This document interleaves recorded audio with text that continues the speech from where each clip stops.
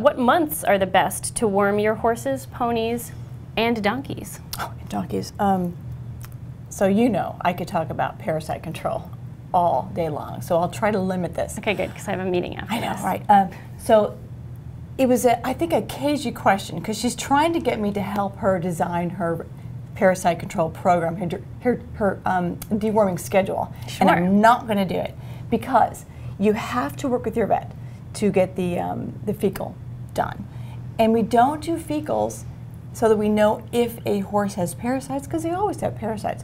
We do fecals to identify the horses, mules, and donkeys. Ponies. And ponies, and minis, and whatever, that if they're a high shedder of parasite eggs or a low shedder.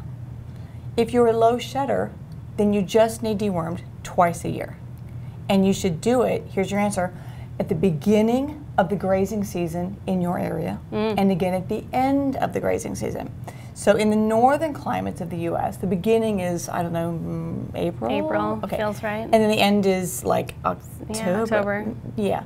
So kind of like in the spring after the last frost, and the fall would be before the first frost.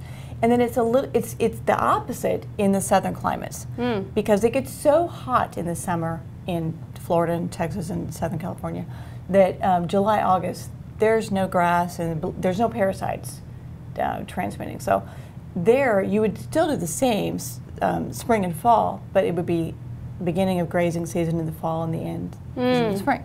Okay. So now if you have a high shedder, you will have to deworm in between those. But she didn't ask that, so we won't go into that. So it sounds like when you're talking about the shedders and using that to determine how often you worm, it's really for property management, not for managing the individual horse's parasite load.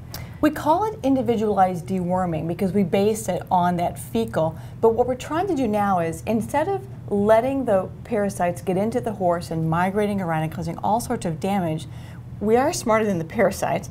So what we're doing is exactly what you said, trying to prevent contamination on site. And we said, hey, what if we never let the worms get into the horse in the first place? So we are now deworming strategically and trying to prevent the high shedders from contaminating the environment.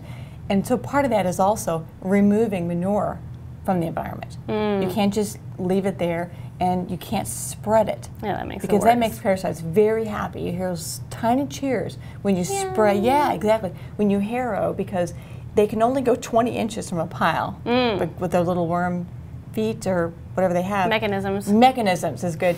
But if you spread them, then you've allowed them access to the whole pasture.